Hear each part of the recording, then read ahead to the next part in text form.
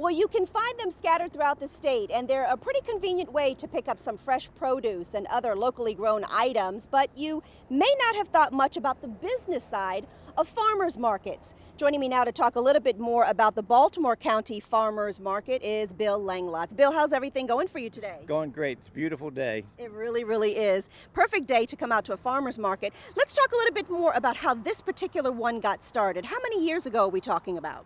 This market's about 10 years old. We got started, it was kind of, I guess you'd say, on a whim.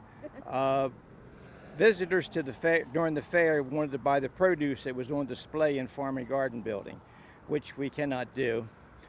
But the general manager had visited York Fair after our fair and then came back, wanted to know if we could do a farmer's market here because York Fair had a farmer's market. And that was how we got started. And the rest is history, as they say. But you were really the one that kind of got this, off the ground, so to speak. What was it like setting this up, and how many vendors would you say you typically have during the season? During the season, we have close to 10 vendors.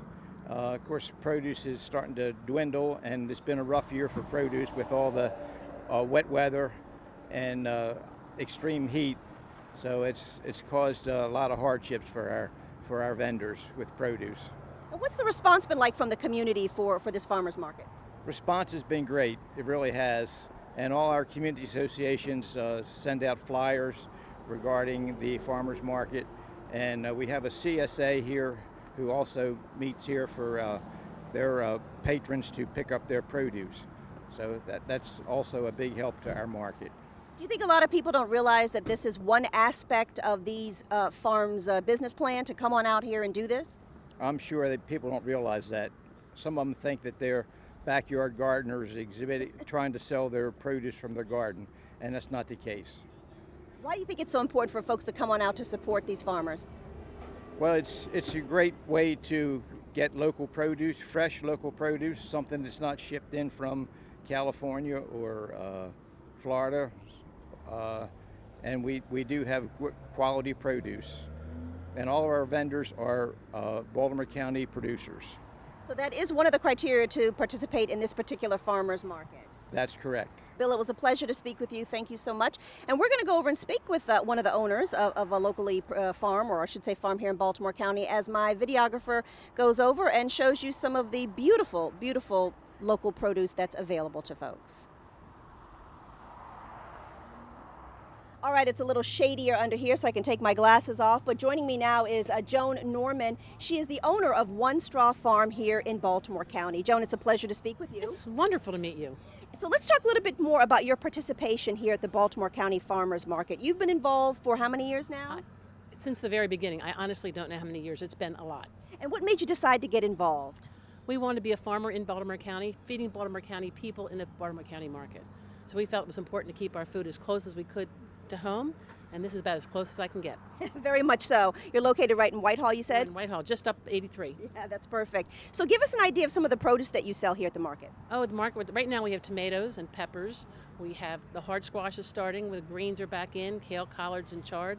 We have lettuces, and sweet potatoes will be coming as soon as the ground dries out. I'm sure it will be. Tell me a little bit more about One Straw Farm. This is a first generation, but it's been several decades you've been doing this. So this is actually our 35th year. We've been farming organically since 1983.